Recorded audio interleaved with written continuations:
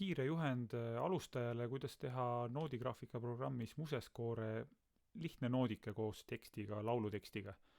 Musescore on tasuta noodigraafika programm, mida kõik saavad tasuta alla laadida musescore.org veebilehelt. Minul on tas juba alla laetud, nii et teeme programmi lahti Musescore. Ja see võib olla kas juhendiks muusikaõpetajatele, solfeegioõpetajatele, kellel iganes. Kui Musescore avaneb, siin avaneb ka üks alustuskeskus, ma hetkel panen selle täiesti kinni, see ei ole selline juhend praegu, et hakata siin täpselt Musescore kõiki tehnilisi detaile lahti harutama, lihtsalt kuidas kiiresti teha üks noot, paar nooti, laulusõnad alla ja seda jagada. Title, teen topeltkliki siia peale, panen pealkirja noodi nimede lauluke. Composer, seda infot mul hetkel ma ei soovi noodile, klikin siia peale, vajutan klaviatuuri delete klahvi, kustutan selle ära. Ja nüüd on aeg mõned noodid sisestada, kuidas see Musescores käib. Siin on selline ikoon N-täht, nagu noot. Klikin selle peale, siia tekkis selline kursor ja siin on kohe ka vältused. Hetkel on valitud siin veerandnoot ja ma sisestangi paar nooti. C, D, võtan nüüd poolnoodi vältuseks, vajutan E peale. Ma teen vaatan natuke suuremaks ka, et nüüd on noodid suuremini näha. Nii, ja tuleme tagasi ka siis algusesse E, D ja poolnoot C. Oletame, et noodid on nüüd kõik sisestatud, rohkem noote me ei tahagi sisestada, see on lihtne harjutus, näiteks mõnele esimesele klassile. Ma lülitan sisestamise selle nupu välja. Kustutan ära kõik need tühjad taktid, vajutan esimese takti peal, tekib selline sinine kast, mis näitab, et see on aktiivne. Nüüd ma lohistan selle noodi lõppu. Nüüd hoidan klaviatuuril shift nuppu, see noolega ülesse poole nool nuppu all ja vajutan viimasel taktil. Nüüd on näha, et kõik tühjad taktid on aktiivseks läinud, neil on selline sinine raam ümber. Ja kui ma nüüd parema hiireklahviga siia sinise ala sisse klikin, siis üks valikutest on kustuta valitud taktid. Vajutan seda. Nii, ongi olemas mul soovitud noodid. Nüüd ma panen siia ka teksti.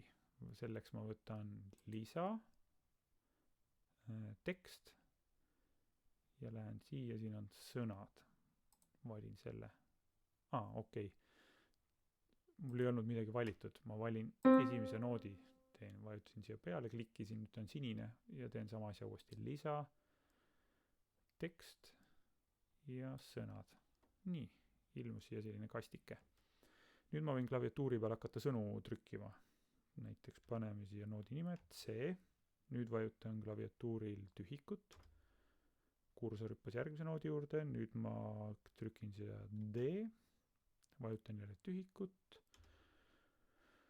Oletame, et see on lauluke CD plaat.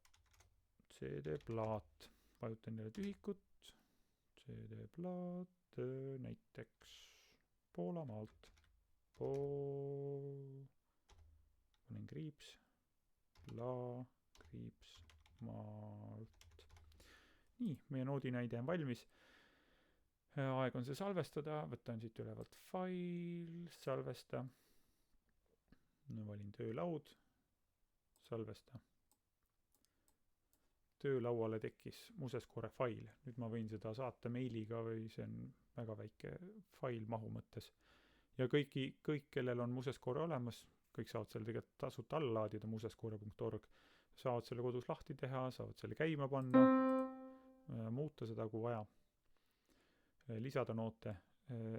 Aga nüüd võib-olla ma tahan seda jagada inimestele, kellelt ma ei eelda, et neil see Musescore olemas on, näiteks PDF formaadis. Selleks, et PDF sellest samast noodist tekitada, võtan fail, valin ekspordi, salvestustüüp, siit rippmenüüst valin PDF, noodi nimede lauluke, PDF ja vajutan salvesta. Nüüd tekkis desktopile fail, PDF fail, vaatame selle, klikime lahti ja täitsa kena.